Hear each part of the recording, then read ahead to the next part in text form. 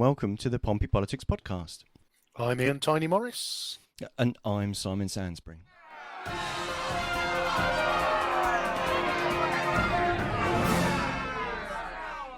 Welcome once again to Portsmouth's premier political podcast. And if you're listening along live on a Sunday evening, hopefully the fireworks in your area have started to calm down, as the fireworks across the pond may have only just begun. Obviously, we dedicated last week's show to America, and in the long tradition of the Portsmouth Politics podcast, all of the predictions were absolutely miles out. So we're gonna we missed that one by a mile. Yeah, we're gonna park America, and we'll probably pick up something on that in the new year. But this evening we are much closer to home, so we are looking at Portsmouth, and we've got a guest to help us.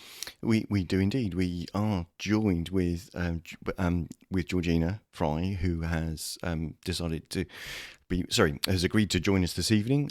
Who's representing Portsmouth Disability Advisory Group. Oh, shall I start that again? Yeah. That was only tea in my cup. What I was amateur! Say using your own teeth this time, and take two. Right.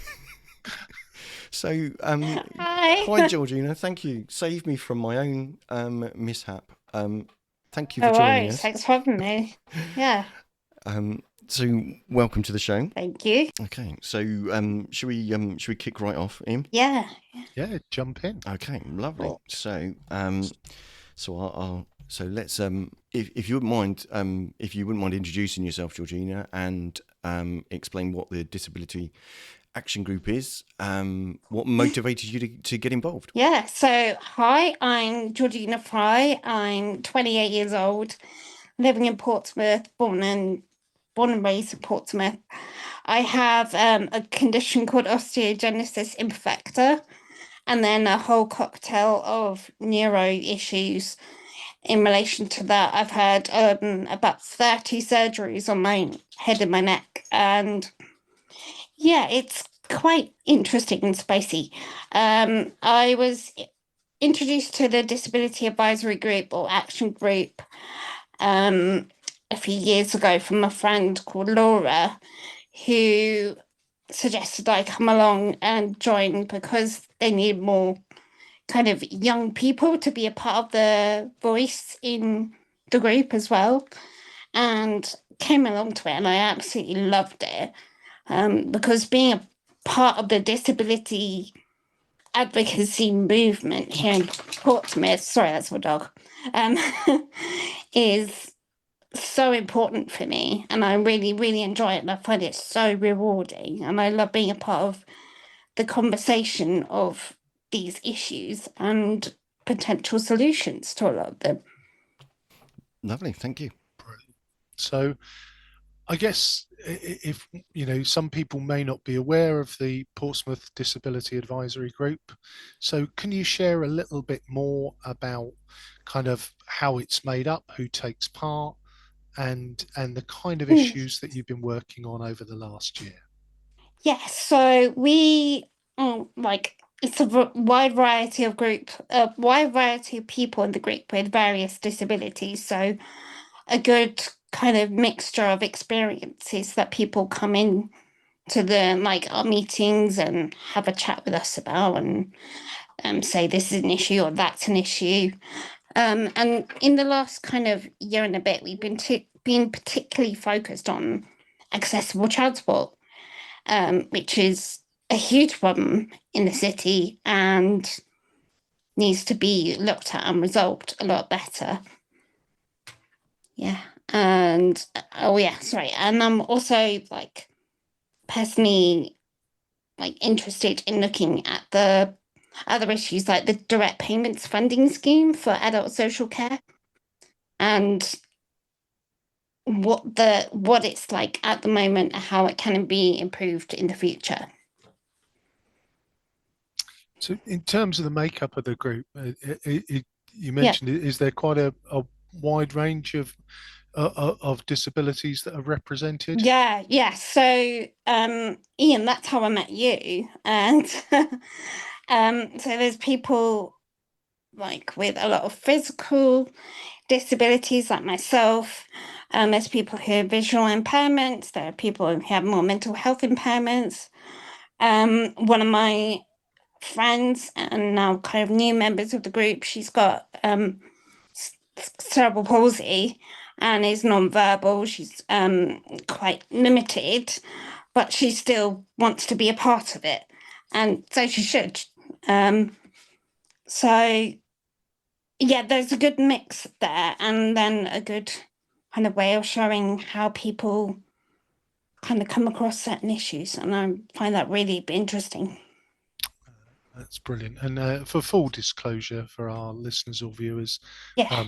I am one of those old people that G described at the start there. So yeah, I'm part of the group representing the vision impaired sector. No, G would never be so rude, but I'm I sorry am if it no came no across no that Define way. you no as it didn't, Disability G, but Advisory Group elder now. Is that the moniker we give you? yeah, possibly that's. It probably would be if I could grow a beard, but I've never been able to. So no, I think I can confirm it's a lovely diverse mix of people Yeah, it really is. who are yeah. keen to support across the city. Yes, hello. Yeah. That's okay. We're used to pets. Don't worry. In either Ian's cats or my cats or Yeah. Ian's dog. So don't worry about pets. It's fine. Or assistance animals. It's they're all welcome. Sorry, if you just because I've got my black Labrador here. Sorry, dog chat. Yeah, I've got my black Labrador here, and he gets a little bit fussy if he's not getting right. enough attention. He's only two and a bit, so. Oh well, we're sorry. Yeah. We're sorry we didn't arrange to give him his own camera then, and actually kind of bring him straight on. Yeah. Next Yeah. podcast, dog that's cam. what we'll have to. We need to put that in the show notes, Ian. So thinking of some of the areas of concerns, you talked about transport in your opening remarks. Yeah. So one area of concern has been the availability of wheelchair accessible taxis. Can you explain what the problem there is, and what the cause might be, and how that actually impacts and affects your daily life? What the cause be? I don't know. I mean, I wouldn't say I know as much about the cause as possible, but certainly after COVID and the pandemic, the number of wheelchair accessible vehicles dwindled down hugely. A lot of people went back to their home countries in Europe, and they were the wheelchair accessible vehicle drivers. And it's also, from what I understand, not very profitable to have wheelchair accessible vehicles. Like it makes much more sense for a big vehicle to have multiple able-bodied people than one disabled person. And that just doesn't sit right with me. And also the fact that it costs like 20 quid just to get up to QA for one trip is absolutely flipping ridiculous in my mind. Because I'm on benefits, so that money, I can't just shell out a lot, and it's very difficult. But yeah, so medical appointments are a big issue for me, and the alternative would be to take the bus, but then to get up to QA it takes like an hour, whereas like in a car or a taxi it can take like 15 minutes.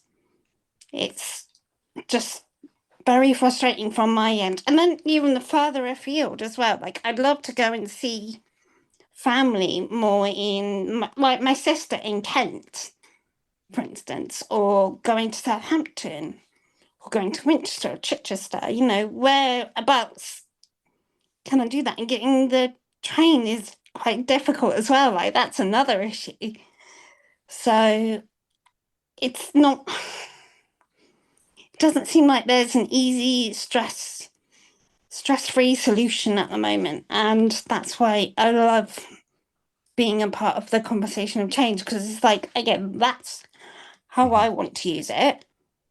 Where can people get to this stage of it being a usable service? So I guess if we think about wheelchair accessible vehicles, Yeah. some of our listeners won't be aware, but um, Mm. for some of the members of the group, it's not a case of putting their wheelchair in the boot. There is a whole No, effect. no, no. Effectively, could you just give a description of kind of what's involved for somebody who is in their chair and can't self-mobilize? Okay. What is involved in taking a wheelchair taxi So journey? a wheelchair accessible vehicle, also known as a WAV, it's basically a gutted out minivan. I mean, it really depends how big the kit is that you want to transport.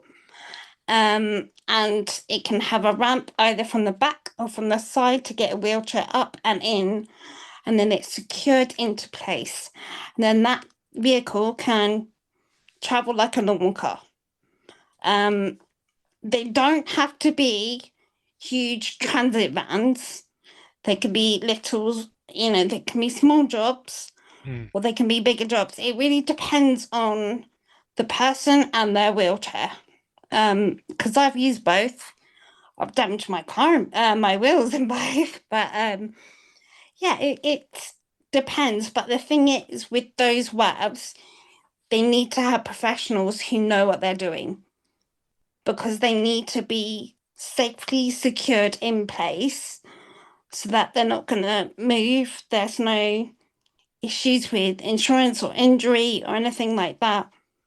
And to make it comfortable for the person, they're not going to fall down the ramp because that's happened before. Yeah. And I guess to give people an idea of scale, most people now are using an app of some kind to order their taxi. Yes. In most of the time in Portsmouth, you tap the app and it's probably 5-10 minutes for your taxi to turn up. Yeah, lovely. What's the experience of somebody like yourself who's Oh my God. who's after a WAV? Yeah. So okay. So I wake up one morning and say, "Oh, I've got a hospital appointment on." Okay, it's Monday. I've got a hospital appointment on Wednesday. I phone up a certain company that shan't be named, but is very water based, and say, "I need to pre-book a taxi." Oh no, sorry, we can't do that. Okay, you have to phone on the day. Okay, so I wait and I phone on the day. No, sorry, we don't have any taxis available. What do I do? I'm kind of at a loss for words, and I just generally now avoid going by taxis at all, which is really difficult because then I'm constrained to Portsmouth, I feel like. But if you've got an appointment that you needed to get to, you said you said about getting to QA. If you had an appointment that day to get to, and there just wasn't a suitable vehicle available, you'd then just have to get the bus, would you, or would you? I would have to get the bus, and that takes a lot of time. And bear in mind, when I do that, I would have a carer with me, and it's taking up their time and it's taking up their money. I have only a certain amount of funded hours, so I feel like I'm wasting time sat on a bus rather than doing jobs at home. And then so you're kind of constrained from every direction, really. It's not like you've got a choice to go somewhere else. Pretty for much, a taxi, yeah. or you've got no way of knowing that there are taxis on this day, but there aren't on this day, or there are at this time and not at this time. No, like I don't know how many wheelchair accessible vehicles there are in Portsmouth at the moment. It would be really nice to have some kind of private app which is completely separate from any of the mainstreams, to just be only for wheelchair users or only for people with disabilities. And I have no idea how that would work. It's just one can dream. Yeah, but it's not an impossible thing. I'm sure someone can set up an app that does something like that. But it seems that, I guess. Yeah, I mean, No, go on. sorry. I'm sure setting up the app would be fine. It's just finding the drivers and the cars. It's finding those which is the headache. It almost sounds, and this is my brain trying to think of solutions, because I try to find answers to things, but it almost sounds like because of how taxis are set up, because essentially the drivers are all they work when they want. They're not given kind of shifts or told to work specific hours. Because of that, they've got, the taxi company has no way of saying we have a minimum of X number of disabled suitable vehicles over these sorts of times, or to cover at least kind of the daytime. There is no kind of requirement for them to do that, or indeed an ability for them to do that. And then that just leaves you with taking potluck every time you want to go somewhere. Yeah, it is. It does feel like just potluck every time. And I like to plan. I like to think ahead. It'd be great to book these taxis in, but yeah, I can't do that, and I don't want to deal with the stress, so I just assume I'm going by bus, or Mum can take me there and back. And yeah, I don't really like playing the fun game of will they, won't they?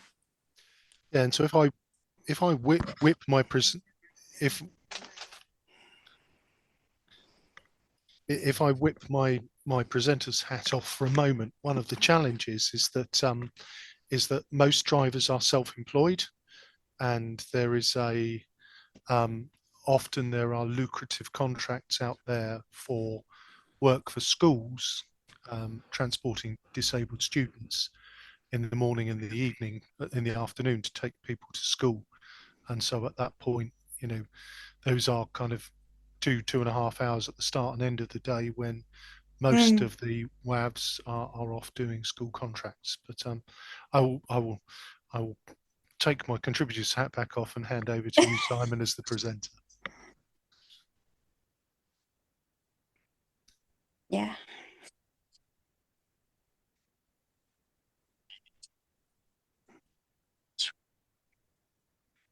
Yeah. Go for it.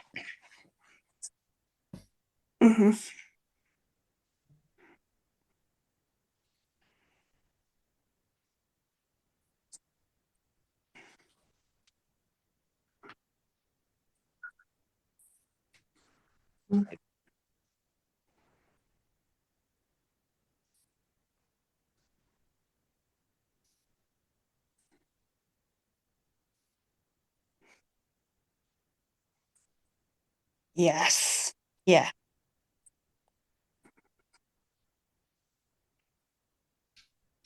Yeah.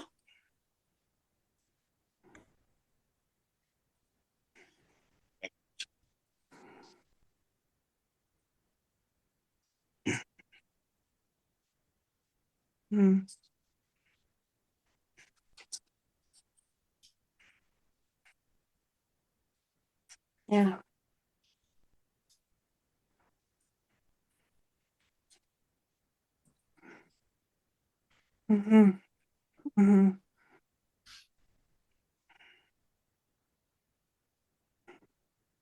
Oh, geez.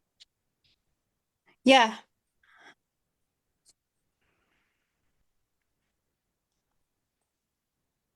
Yeah. Well, just I was going to say, if you've got them to hand, but I think John's question probably segues, or John's observation segues into our next question, which was last month. Yourself and a number of members of the Portsmouth DAG went on a walkabout with Stephen Morgan. Yeah. Yeah. Portsmouth South. Well, I say it was a walkabout, but it was a train, a bit of moving between arrangements, a bus ride, and then down to the seafront to have a look at the beach for accessibility. Yes. So, Yeah. how did that experience go for the group, and what do you hope might come from it, and was there any feedback from Steve? I think I haven't heard any feedback so far, except for on the day he posted on his social medias that was just a really positive thing for him to do and for him to experience. And for me, it was really positive as well, because not every single moment of that day was perfect, and nor should it be. It wasn't. This is the reality of what we have to deal with, from anything from ordering the taxis to going down to, it was a junior Great South Run happening in Portsmouth that day. So going down to the seafront, he could see the absolute nightmare that we have to deal with on a daily basis. So it was like, I hate having to get into arguments with people, but if it means like highlighting an issue, then yeah, sure, like a bit of a few experiences to add on to the list. Yeah, it was, as I say, I shall definitely switch hats again.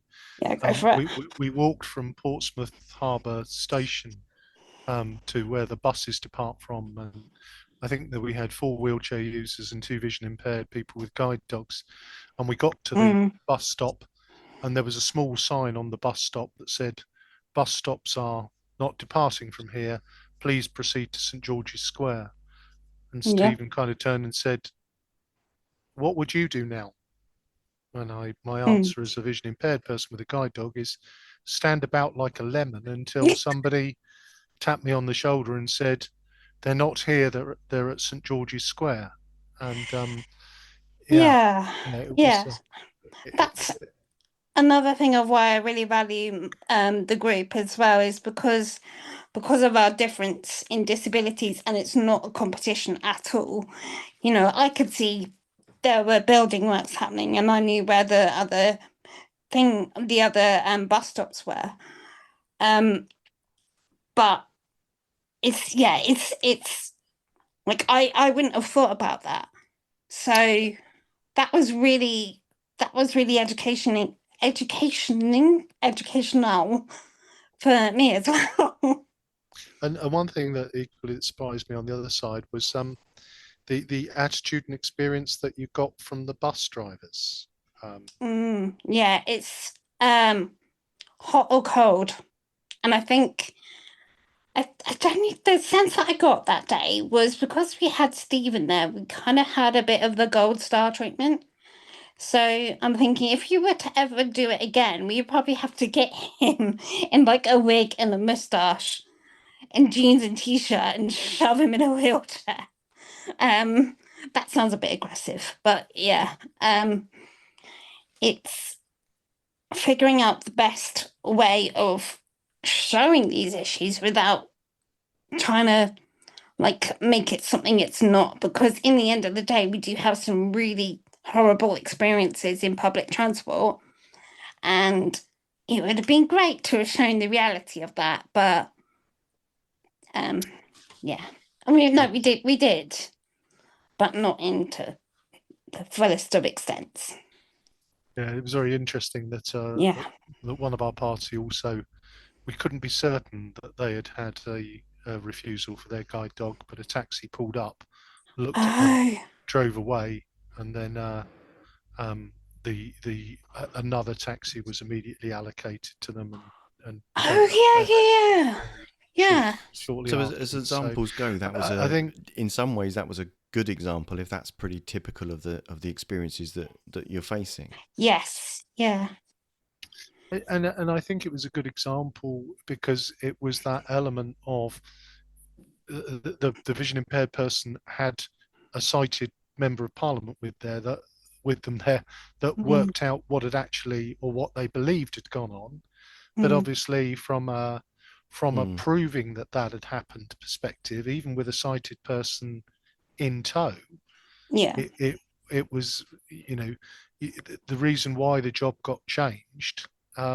You couldn't prove it. So I guess to come back to that last piece of the question, G, what do you hope might come of that day and that visit? I hope it's not all just gonna fall flat.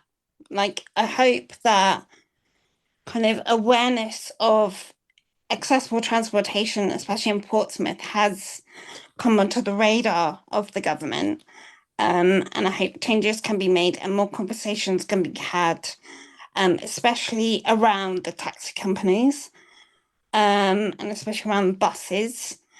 Yeah, I just hope more can come from that, and it's just not going to be all for nothing. Because it took a while to organise that, and it was such a good thing to do. So Yeah, hopefully, yeah, something will come of it. I guess some of these changes aren't sadly are gonna take a while to kind of make happen. But it's certainly yeah, just, I mean, Ian had spoken to me about that day, and the sorts of things that he'd experienced, yeah, and they just weren't things that if I'm honest, I'd considered. So they're just things that I'd have taken completely for granted and wouldn't have kind of considered those impacts and actually those sorts of experience. yeah. Yeah, no, it was interesting even from the sort of start. That two of our team turned up at Fratton railway station and arrived there just before 10, and there was no staff there. So if you wanted a ticket and you were vision impaired, you couldn't have got one.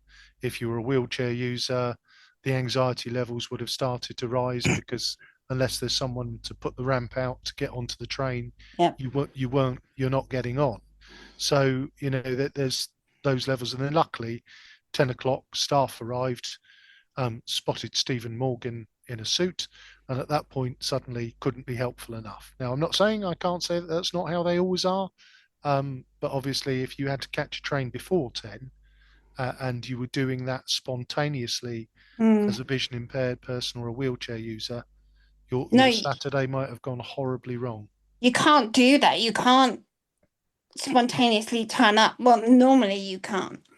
Like passenger assistance has to be pre-booked. It has to be in like 99.999% of the cases, and their system is very good. They've got an app on there, but again, that's not great for those that have visual impairments because can they see everything? And I didn't think about that until one of our colleagues, who's also got visual impairments, pointed that out. That's really difficult because then I have to constantly think 5 steps ahead all the time. I can't just be like, oh, I feel like going to Southampton today. I go. No. I'd have to look at the diary and think about when to schedule it in, and oh, who have I got care wise that day, and oh, what's going to happen to my dog, and yeah, just all of that, and just having to put all those steps in my head all the time makes me just exhausted, and I just give up.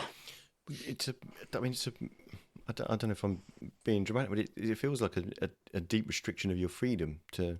Yeah, 100%. I feel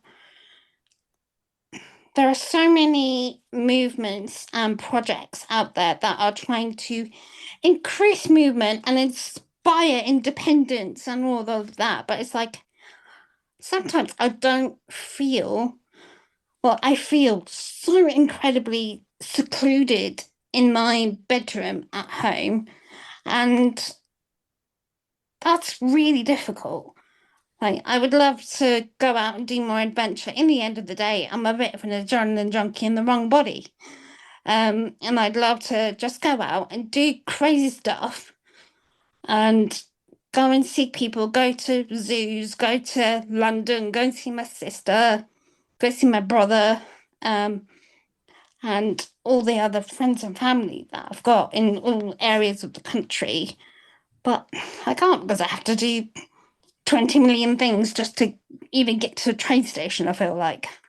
Yeah, it's And I think just to chip in there, Simon, sometimes there's the big things and the little things, and the big things are no ramp, you don't get onto the train, so you got to plan that in advance. But some of the little things are, you know, to give you an example, it wasn't on the bus we were on, but on the second bus, because you can't get multiple wheelchair users and guide No. dog owners on the same bus. Um, the electric ramp. the ramp Yeah. broke.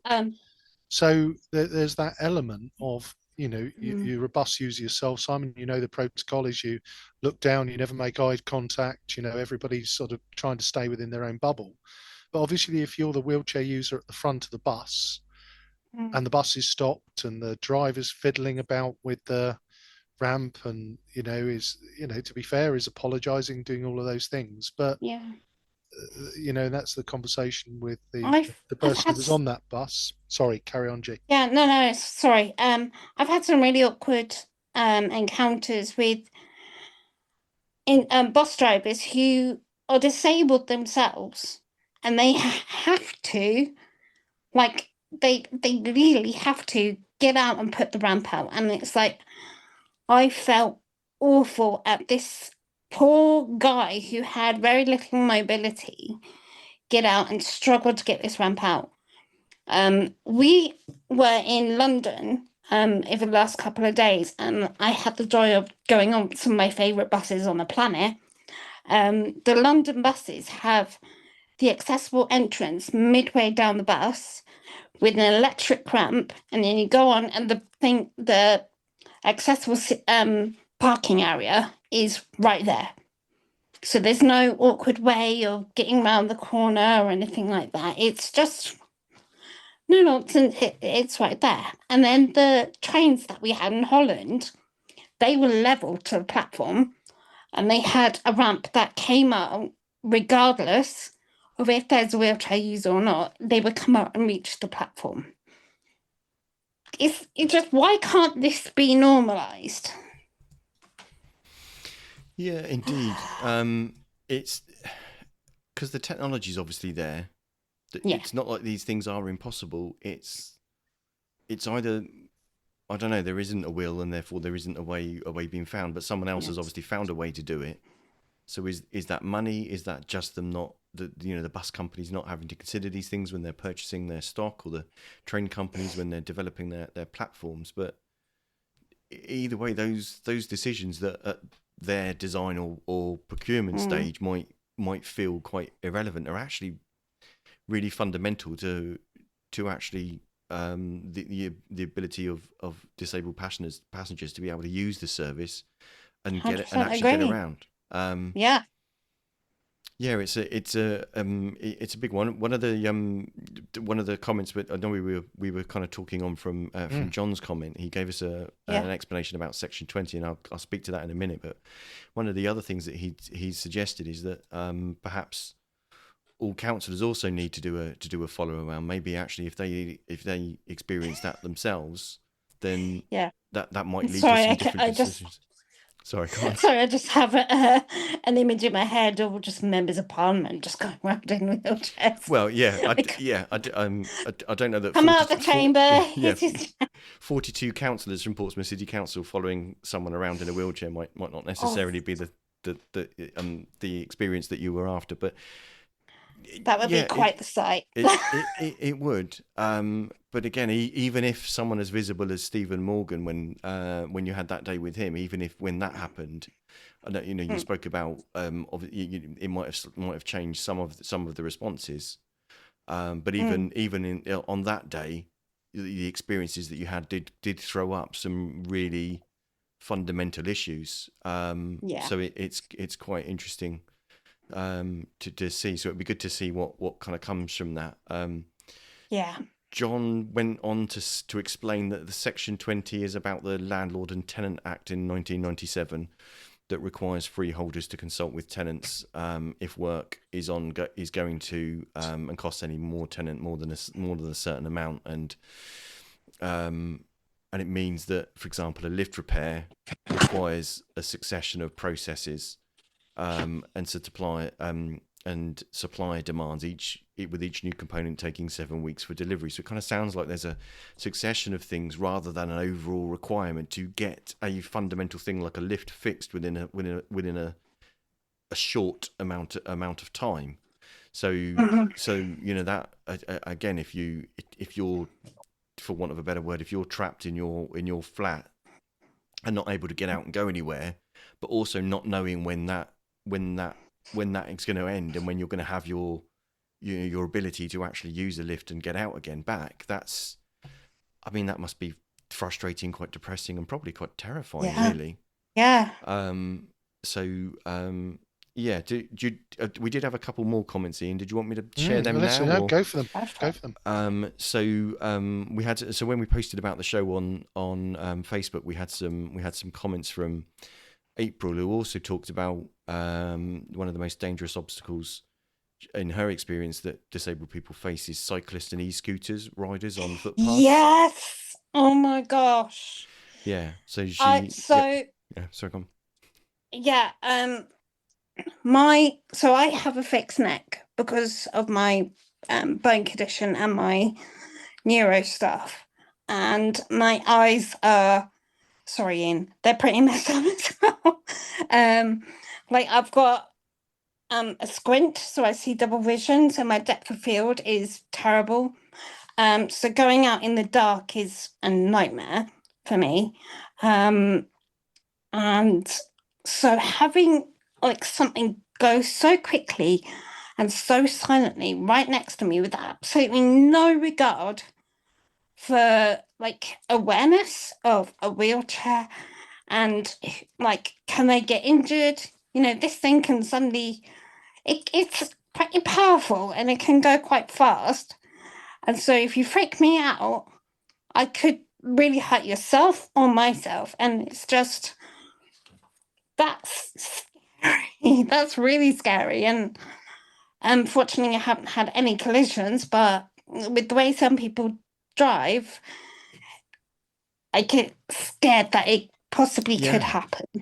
But again, even if you've not experienced any collisions, just that fear of someone zipping past you coming out of nowhere, and you're not having the mobility to move easily out the way and not knowing what they're going to do.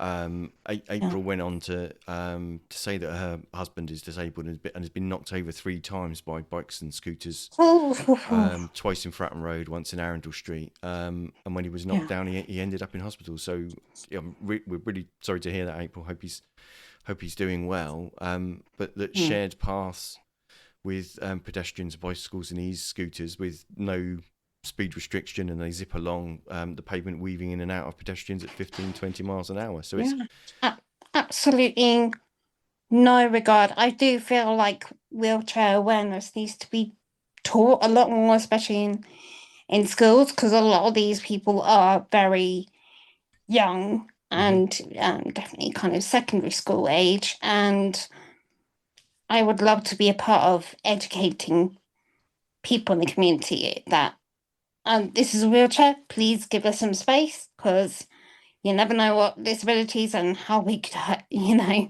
what kind of havoc could happen.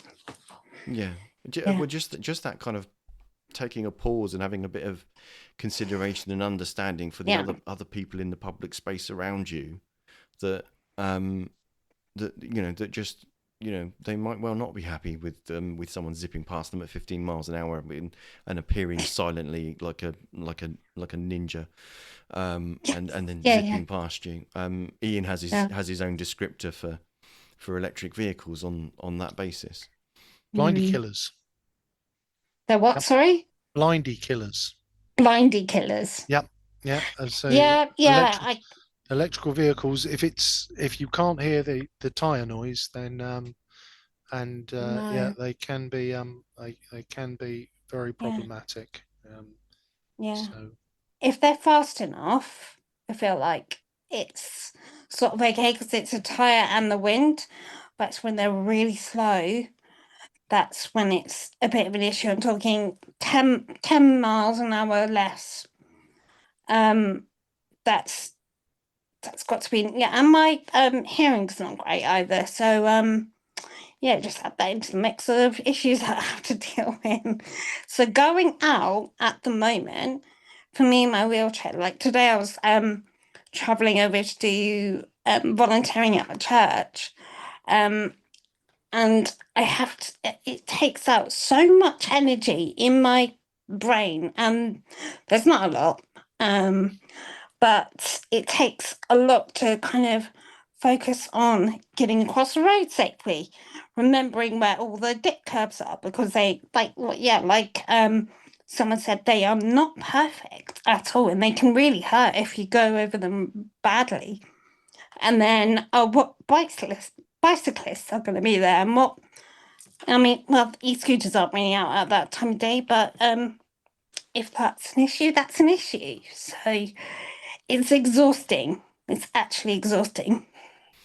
Yeah, just all other things, and just to follow up, John, liked your suggestion about working with schools, Yeah.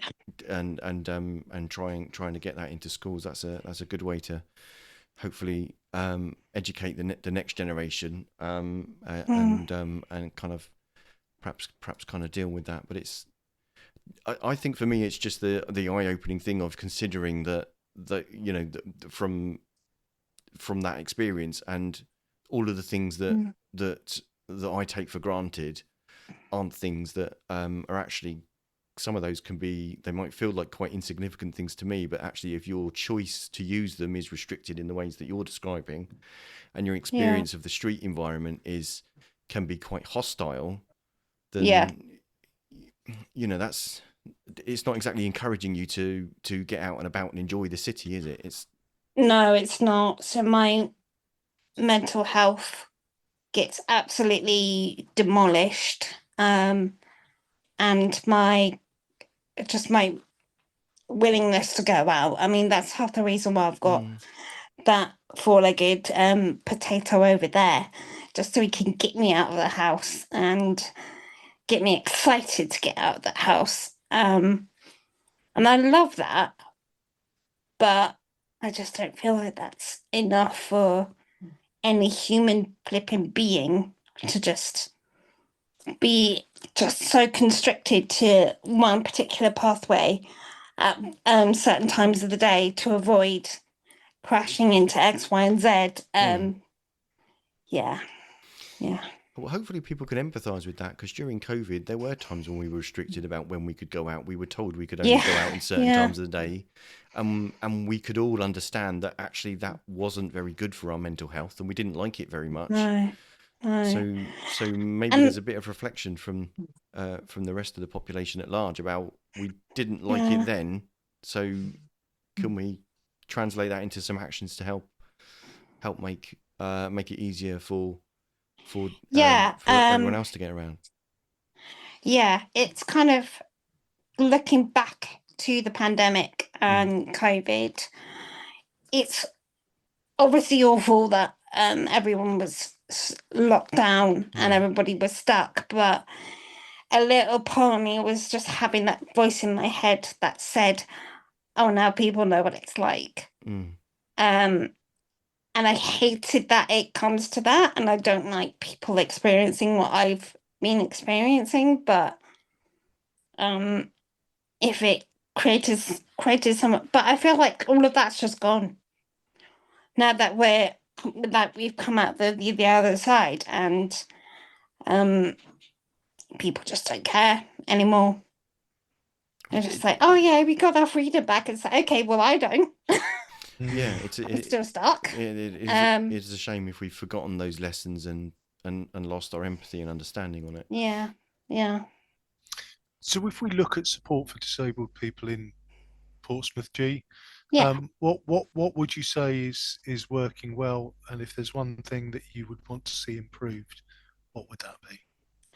So one thing that Portsmouth, I think, does really, really well is it's got really well established groups of people with disabilities around Portsmouth, whether that be the university or Disability Advisory Group or Facebook communities and groups. And I all love that everybody's like working on different things. Like the university is particularly focused on like some of the social worker stuff, and Disability Advisory Group is involved with like policies and some of the kind of core structures around how Portsmouth works around disability.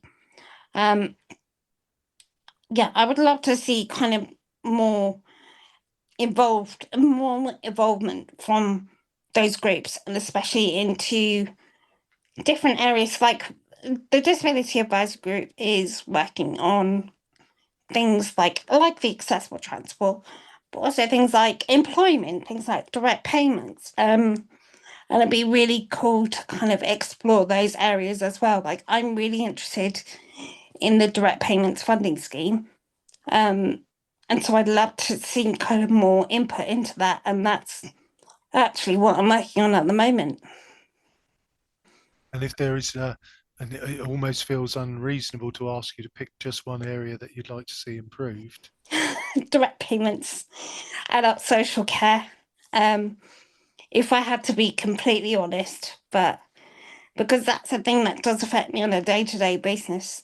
Day-to-day basis is having care support and people come in and being able to look after me and making sure that I have the funding to do so.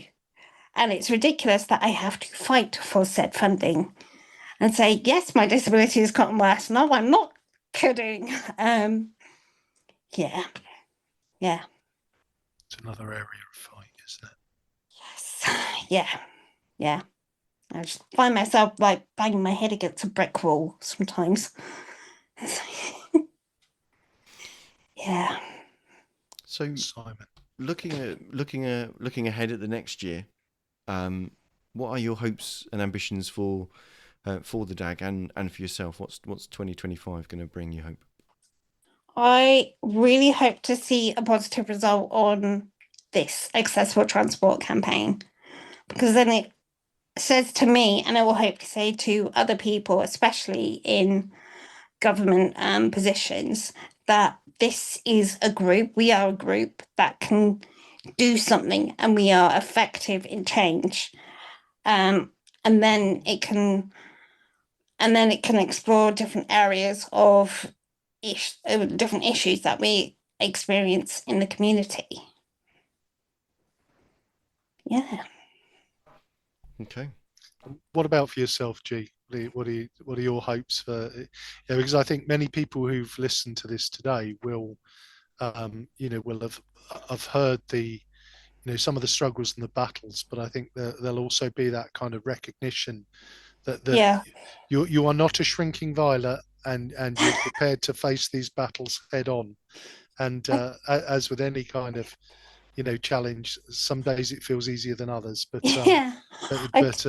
again, it's that Yeah. what are you shooting for next year? Well, I feel like a completely underqualified disabled potato that has absolutely no idea about policies and laws and logistics and things like that.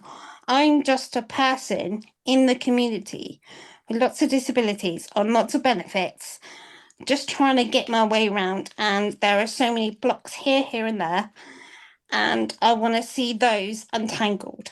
And that's where being a part of the disability advisory group, being a part of the university group, being a part of my adult social care group, I feel like that's where it's so flipping rewarding. And I want to see those projects expand and grow, because I feel like it's such an exciting time to be a part of these movements and these places. And then I hope that what we're doing here in Portsmouth can inspire other cities to grow and to be like, oh, I like what they're doing. Can we do something similar? Because I'm not, I mean, I don't know. Um, I don't know if there are any other kind of disability advisory group kind of movements in other cities. So I feel really privileged to be a part of this. Brilliant. Simon. Thank you. I just wanted to close off with some. We've had some really great contributions in the chat from John, so really appreciate that. He agreed with the point about Love you, John. about payments. He was saying that if you've got a spousal carer, you can't have carer's allowance. But his kind of closing statement there was how can and he says how can I or we help improve things, and I guess that's actually a good question. How can the rest of us help make things better? Well, in terms of adult social care. Well, in terms of improving the situation for transport and for other things for our disabled neighbours and fellow residents. Get involved in as many projects as you feel you can, and whatever suits you. So, like, we're a part of the Disability Advisory Group. People are more than welcome to join our group. I'm also involved in the social work inclusion group at the university, so that helps get involved. Yeah, my English is terrible. I'm so sorry. That helps individuals to get involved with the kind of the raising up of the new generation of social workers or pharmacists or nurses or physiotherapists or anything like that. Then I've also got my own group, which is PCPA, so Portsmouth Carers and Personal Assistants, and that is like solely focused around adult social care and things like that. But yeah, there's a lot of other groups to be involved with. There's a Portsmouth Wheelchair Access Group, which is much more of a community-based group as well. So just go out there, do your research, see what sticks, what kind of piques your interest. Okay, that's fantastic. We'll later on we'll share the links to those organisations in the descriptions when we push to podcasting all of the podcasty places. Perfect. Perfect. So thank you ever so much, G, for coming, giving your perspective this evening, and I'm sure I'll see you at Portsmouth DAG meeting very soon. So you've been listening to the Pompey Politics podcast. I've been Ian Tiny Morris, and our guest this evening has been Georgina Fry from Portsmouth Disability Advisory Group. I've been Simon Sansbury. Join us next week at 6:27 when we'll be taking a look at Tuesday's full council meeting. So do see us there, but don't forget to like, follow, subscribe to make sure you don't miss an episode of the podcast. So see you then. He says, "Where's the?" Hey. Oh, John's great. He is indeed. Thank you, John. And he says, don't apologise, you're doing a great job. So thank you very much, John. Yeah. And thank you for joining in. Don't forget to like, follow and comment on Facebook, or comment and subscribe on YouTube. Find us on all the social media platforms: Facebook, X, YouTube, Threads, LinkedIn.